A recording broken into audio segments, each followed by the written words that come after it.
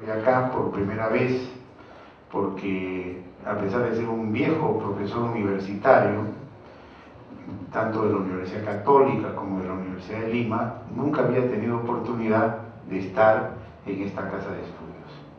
Y para un viejo profesor siempre es motivo de satisfacción visitar una nueva universidad, conocer otros estudiantes y cumplir con la tarea de ir difundiendo sus conocimientos, en este caso relacionados con el proceso de inconstitucionalidad, respecto del cual me imagino que ustedes tienen idea, pero en realidad falta mucho por hacer en este ámbito, en el derecho peruano, en la construcción de un desarrollo más conceptual y doctrinario de este proceso. El Perú pasa de ser un Estado, si se quiere, liberal, a un Estado constitucional a partir de la Constitución de 1979, que es una constitución importante en la historia constitucional del Perú, porque antes de esa constitución, y me estoy refiriendo a las constituciones del siglo XIX, la de 1823, la de 1826, la de 1828, 1834, 1839, 1856 y 1860 y 1867, así como las constituciones del 20, anteriores a la del 79, o sea, del siglo XX, que fueron la constitución de 1920 y 1933, la idea que inspiró al legislador constituyente fue una idea heredada del tipo de Estado naciente desde fines del siglo XVIII, cuando se produjeron en Europa y en Norteamérica esas famosas revoluciones que transformaron la historia de la humanidad en el mundo occidental. La Revolución Francesa, antes la Revolución Inglesa, y aquí en nuestra América la Revolución Americana. Estas revoluciones tuvieron un significado enormemente trascendente para la historia de la humanidad, porque cambiaron lo que podría denominarse la titularidad del poder político,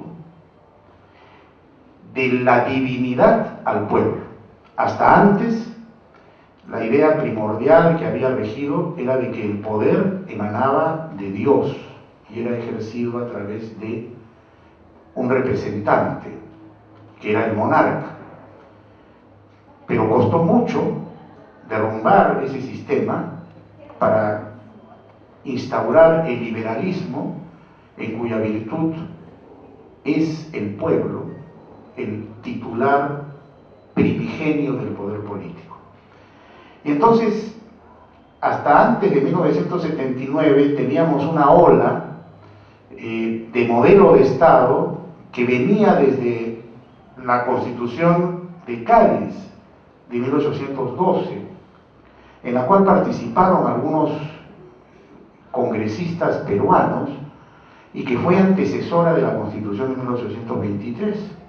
Pero dentro de ese modelo constitucional, el Parlamento era el primer poder del Estado, el único que dictaba normas reglamentarias de la Constitución y el único que podía rectificar sus propias normas y anularlas en caso éstas no estuviesen de acuerdo con la Constitución. Si bien estas constituciones en algún momento se referían a infracciones constitucionales, estas infracciones constitucionales estaban constreñidas a una violación en lo fáctico, en los hechos de algún precepto constitucional por funcionarios que ejercían cargos públicos. Pero no había la idea de que una norma reglamentaria de la Constitución, una ley que contradecía la Constitución, pudiera ser materia de una impugnación a través de una acción de inconstitucionalidad. La única excepción en este periodo, que va desde 1823 hasta 1933, fue la Constitución de 1856, que en su artículo 10º trajo una norma inédita hasta ese momento. Una norma que decía casi literalmente: es nula toda ley que contraviene la Constitución. Es decir, por primera vez el legislador constituyente peruano visualizó una situación que no parecía importante hasta ese momento, que cuando una ley contradice la Constitución, esa ley es nula. Y por lo tanto se plasmó este artículo, pero lamentablemente a los 4 años, en la Constitución de 1820, fue derogado, bajo el argumento del congresista Arenas, de aquel congreso constituyente que elaboró la Carta de 1860, que era una locura establecer una norma de esa naturaleza, porque podría sembrar el caos en la República y dar lugar a que se cuestionara la majestad del Congreso de la República, y que el único que podía anular las normas que dictaba el Congreso era el propio Congreso. Por lo tanto, estábamos dentro de una idea que el profesor español Francisco Fernández Segado califica como la vocación gaditana del legislador constituyente peruano. Es decir, el legislador constituyente peruano seguía la línea trazada por el legislador constituyente de la Carta Española de 1812. El primer poder del Estado era el Parlamento. Se vivía la soberanía del Parlamento. El Parlamento solo podía rectificar sus propias normas, él y nadie más que él. Esta idea, esta vocación gaditana, que es permanente, salvo la excepción de la Constitución de 1856, que he mencionado hace unos instantes, fue cambiada radicalmente en la Constitución de 1979. Porque esta Constitución cambia el modelo de Estado peruano, a pesar de que esto no se dice expresamente, al establecer ya no un estado de soberanía del Parlamento, sino un estado de soberanía de la Constitución como norma suprema y expresión del poder constituyente, que corresponde al pueblo y que se plasma normativamente en una Carta Fundamental de la República. Y entonces el legislador constituyente de la Carta de 1979 fue muy claro al elaborar una constitución que permitiera corregir los errores del pasado, porque hasta ese momento el Perú, como en su oportunidad lo señalara el doctor Manuel Vicente Villarán a principios del siglo XX, había vivido haciendo y deshaciendo constituciones. Es decir, cada cierto tiempo se modificaba la Constitución, a pesar de ser una norma vital en el Estado peruano. Las reglas de juego eran variables. Y normalmente estas modificaciones no se producían porque el pueblo quería un nuevo modelo constitucional o una nueva Carta Fundamental, sino esto se venía dando al fragor de las circunstancias y de la coyuntura política, y muchas veces fueron constituciones impuestas por dictadores de turno que optaron por una nueva Carta Fundamental de la República como una forma de justificar el rompimiento del orden constitucional. Entonces, cuando el legislador constituyente de la Carta de 1979 elabora esta Constitución, piensa en la experiencia pasada.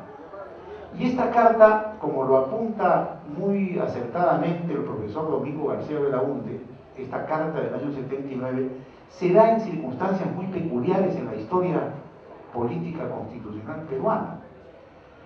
Porque el Perú había vivido 12 años de dictadura, desde la época del general Velasco Alvarado hasta el general Francisco Morales Bermúdez.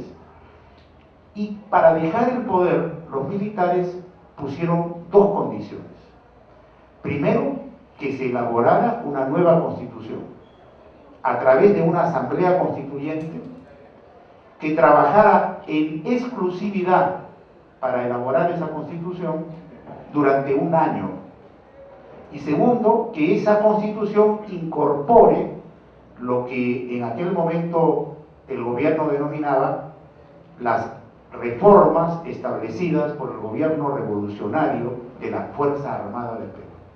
Es decir, la dictadura dijo, te devuelvo la democracia, pero me haces una nueva constitución y me incorporas lo que yo he establecido, creado a través de estos 12 años en que hemos conducido el país. De tal suerte que se dio en ese momento en la historia del Perú un hecho muy peculiar, muy significativo, consistente en que la clase política, que en ese momento estaba marginada porque gobernaba un gobierno de facto, fue exigida por ese gobierno de facto para sentarse en una mesa y reflexionar sobre una nueva constitución durante un año, en circunstancias en que todos los movimientos políticos de aquella época tenían una preocupación que los unificaba, es decir, cómo recuperamos la democracia.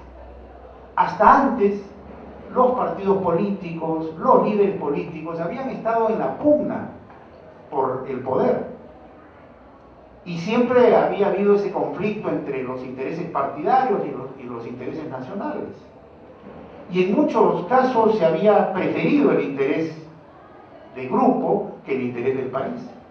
Pero esa circunstancia de tener que trabajar un año para elaborar una nueva constitución, bajo la condición que se trabajara en exclusividad, significó, curiosamente, porque esto era convocado por un gobierno de facto, la oportunidad de debatir sin anteponer el partido al Perú y sin condicionamientos coyunturales por parte de los representantes de la clase política peruana una nueva constitución.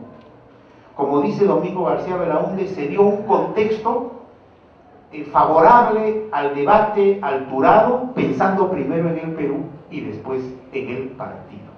Y eso hasta ese momento no había sucedido.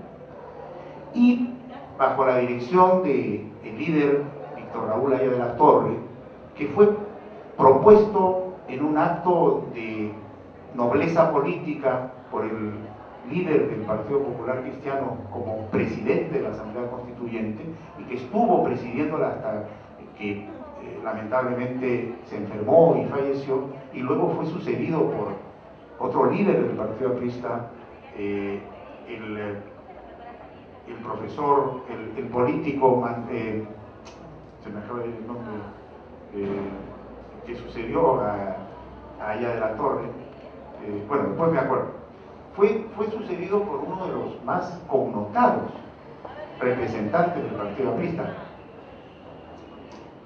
Y entonces, dentro de esas circunstancias, se elaboró una constitución en donde los constituyentes se pusieron como condición lograr consensos, no imposiciones, sino consensos, y debatieron sobre los problemas nacionales, sobre lo que había ocurrido antes, sobre esta historia tan dolorosa de rompimientos, violaciones de la Constitución. Entonces se preguntaron, ¿cómo construimos una Constitución que evite que estos problemas se vuelvan a producir en el Perú? Y diseñaron una Constitución en donde el poder estuviese distribuido de tal forma que se evitara excesos y abusos del poder y que existieran mecanismos de compensación e intercontrol del poder. Luis Alberto Sánchez fue el sucesor de Víctor Raúl Ayala de la Torre. Y esto el profesor Luis Alberto Sánchez lo señala cuando da el informe final que formuló al terminar los trabajos de la Asamblea Constituyente, que habían trabajado en esa forma, tratando de lograr consenso. Y entonces cuando diseñan la estructura del poder, gracias a la iniciativa del, en ese momento, congresista Javier Valle Riestra, que había vivido la experiencia española después de la caída de Franco y con la instauración de la monarquía constitucional española, que incluyó dentro de la nueva estructura un tribunal de garantías constitucionales. Entonces, dentro de esa experiencia que había vivido Valle Riestra, dijo: es importante para el Perú contar con un tribunal constitucional, pero al cual se denominó Tribunal de Garantías Constitucionales. Y entonces esa constitución inaugura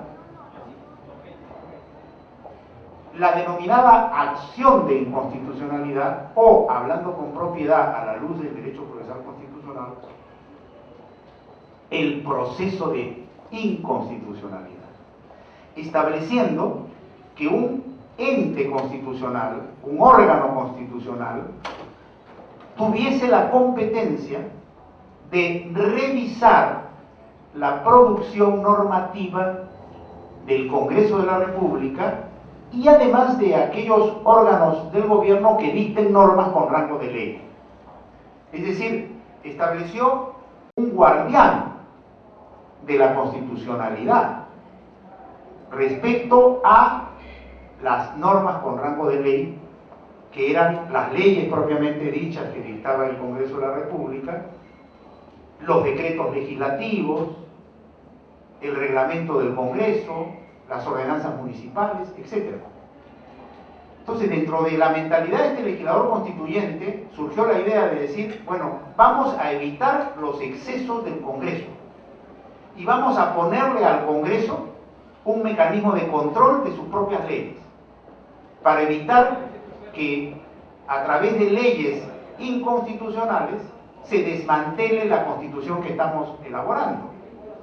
Porque no basta en un Estado constitucional tener una excelente Constitución, si esa Constitución se va a vaciar de contenido a través de normas de inferior jerarquía que la van debilitando. Porque a través de normas de menor jerarquía podemos, si es que no respetamos la Constitución, desmontar el andamiaje constitucional y crear una situación en donde, bajo el ropaje de una democracia y de una Constitución, en el fondo tenemos un régimen que desconoce y desnaturaliza la Constitución. Y por tanto, esta idea fue inédita en la historia del Perú. Antes, quizás, además del atisbo de la Constitución de 1856, podemos mencionar que en la del 33 se recogió la acción popular en el artículo 139, que decía: hay acción popular contra los decretos y reglamentos que contradicen la ley y la Constitución. Pero para aquel legislador de la Carta del 33 era inconcebible que alguien a él, al poder legislativo más que a él, porque se trató de una constituyente, era inconcebible que al poder legislativo alguien lo controlara. Ellos admitieron: bueno, si bajo, digamos, las normas reglamentarias de la Constitución, o cuando se reglamenta la Constitución y la ley, pero desde el nivel inferior a la ley, se produce una colisión entre ese reglamento y la ley o la Constitución, hay acción popular, que no tiene nada que ver con el partido del arquitecto Fernando Belón de Taro. Eso dijo esa Constitución: hay acción popular. Pero quedó ahí, porque es recién en el año 1963 en que un gobierno de facto, a través de un decreto ley que aprueba una ley orgánica ley orgánica del Poder Judicial, establece el procedimiento de la acción popular. que era un procedimiento de puro derecho. Es decir, la acción popular se creó, pero quedó ahí media muerta. Entonces, volviendo a la Constitución del 79, nunca nadie antes había pensado en un modelo de Estado en donde alguien controlara las leyes que dictaba el Poder Legislativo. Porque los congresistas, hasta ese momento, se consideraban titulares de un cargo a nivel del primer poder del Estado.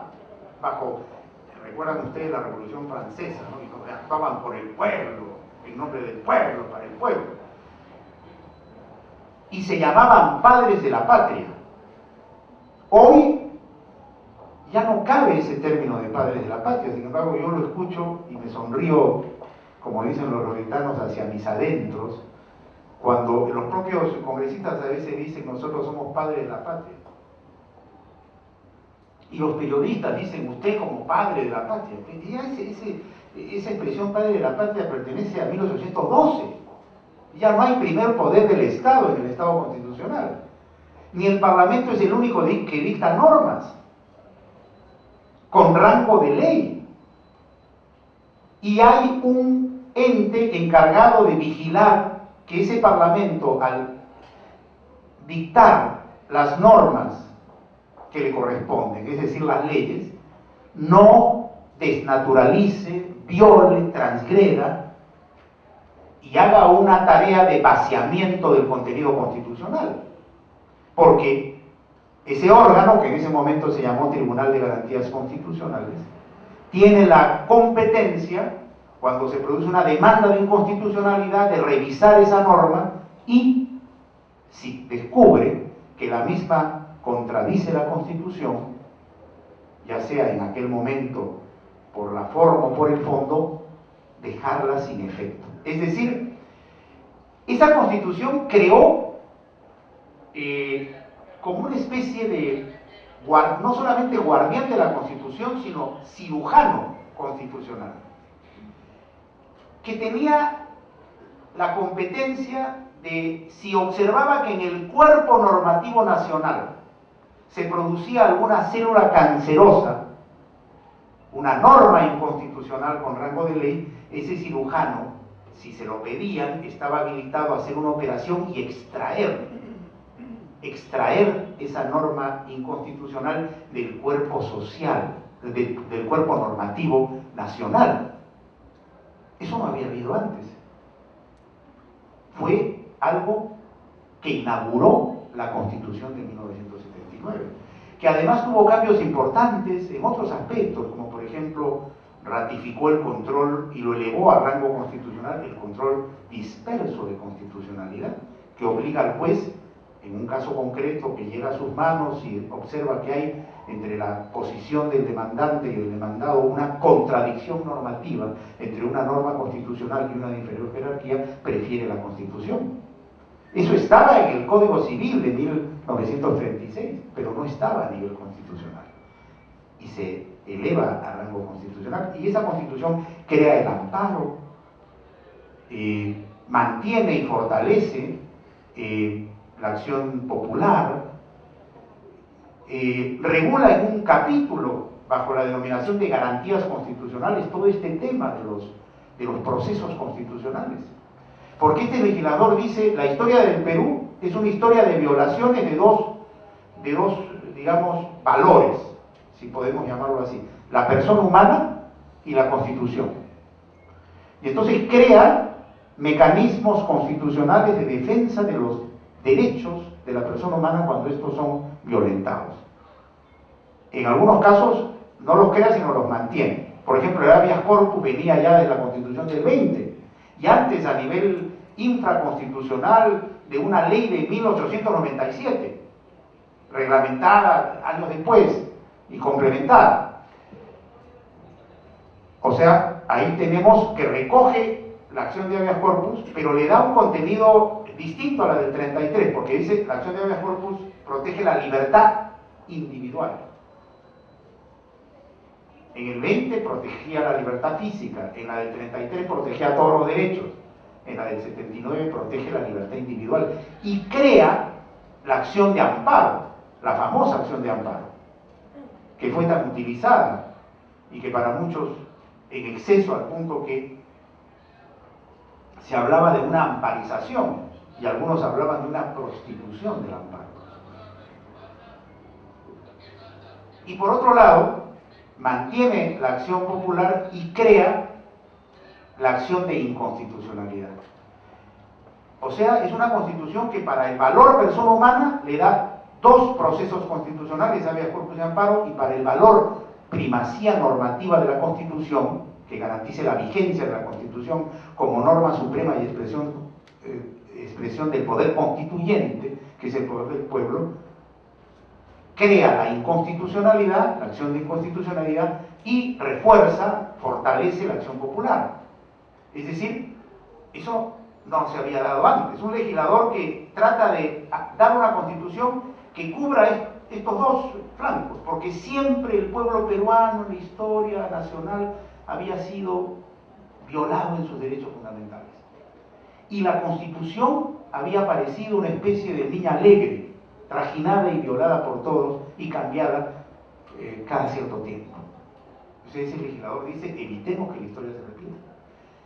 Y por lo tanto, inaugura un modelo de Estado en donde, si hablamos de primacía y de soberanía, hablamos de Constitución, en donde todos están sometidos a la Constitución, gobernantes y gobernados, y en donde hay dos valores fundamentales, persona humana y primacía normativa de la Constitución. Y hay mecanismos o herramientas o armas de defensa de esos valores fundamentales. Habeas corpus y amparo por un lado, acción de inconstitucionalidad y acción popular por otro. Es en esa Constitución que nace el proceso de inconstitucionalidad. Es decir, nace en 1979. Luego se va a reglamentar años después, pero como ustedes conocen por la historia, porque son muy jóvenes, el año 1992, el ciudadano Alberto Fujimori da un autogolpe y decide disolver, y lo repite, a veces pasa el mensaje, disolver el Congreso de la República, disuelve el Tribunal de Garantías Constitucionales, disuelve varios órganos constitucionales e instaura un gobierno de facto con el apoyo de la Fuerza Armada. O sea, se vuelve a repetir la frase más que vuelve a repetir, se vuelve a producir un fenómeno que actualiza la frase de Villarán: el Perú ha vivido haciendo y deshaciendo constituciones. Dicho sea de paso, cuando yo empiezo a dictar Derecho Constitucional en la Universidad de Lima en el año 1980, a mis alumnos, a los primeros alumnos que tuve, yo en mi primera clase les mencioné la frase de Manuel Vicente Villarán. Y dije, bueno, el Perú ha vivido haciendo y deshaciendo constituciones, en la idea que la nueva constitución iba a ser pues la constitución inmodificable. Y yo no sé si pueden cerrar la puerta de allá porque el vigilante está con un radio que... Doctora Reyes, por favor, ¿se puede cerrar Sí, la puerta? podría. Gracias. Sí. Bueno, entonces a esos estudiantes de Derecho, yo les mencioné la frase de Villarán, que es del primer tercio del siglo XX, y un poco siendo un abogado joven que recién me lanzaba a la mar y que era pues un inexperto que hacía mis pininos en el derecho constitucional, usé una frase para impactar, ¿no? Porque yo empecé muy joven y los alumnos eran jóvenes, entonces dije, ¿cómo arranco a enseñar si es que no marco cierta diferencia? Y utilicé esa frase de Villarán. Entonces dije, yo espero que ahora que me inicio como profesor de Derecho Constitucional, esa frase de Villarán, el Perú ha vivido haciendo y deshaciendo constituciones, sea una frase del pretérito. Sin embargo, el año 92 se repite la historia. Y habían pasado desde el año 80 al 92 12 años. Y por eso cuando yo inicio mis clases de constitucional o de profesor constitucional, siempre recuerdo la frase de Villarán, porque a pesar que estamos en una nueva constitución, la del 93, si se puede llamar nueva, pero muy cuestionada por la forma como se produjo, se elaboró, sigue vigente la frase de Villarán. Inclusive hay partidos políticos que dicen anulemos la Constitución del 93, volvamos a la del 79, siempre hay ese problema. Y entonces, volviendo al año 92, se produce un golpe de Estado, bajo el argumento de que era la única forma de controlar al fenómeno del terrorismo, pero la comunidad internacional obliga prácticamente al gobierno, casi como una transacción, a volver al régimen democrático. Y Fujimori dice, pero hay que dictar una nueva constitución que incluya todos los cambios que yo he hecho en los últimos años y que han permitido que el Perú empiece a recuperarse de la terrible crisis económica que dejó el hoy presidente Alan García en su primer periodo, que a mí me tocó vivir y que significó en el último año una devaluación de 7.700%, es decir, una cosa de locos, en donde tú hoy comprabas un Volkswagen y a los 2 meses querías venderlo y no te daban ni siquiera pues una tercera parte del carro, porque lo que habías pagado te servía para comprar una llanta. Entonces es una cosa de locos.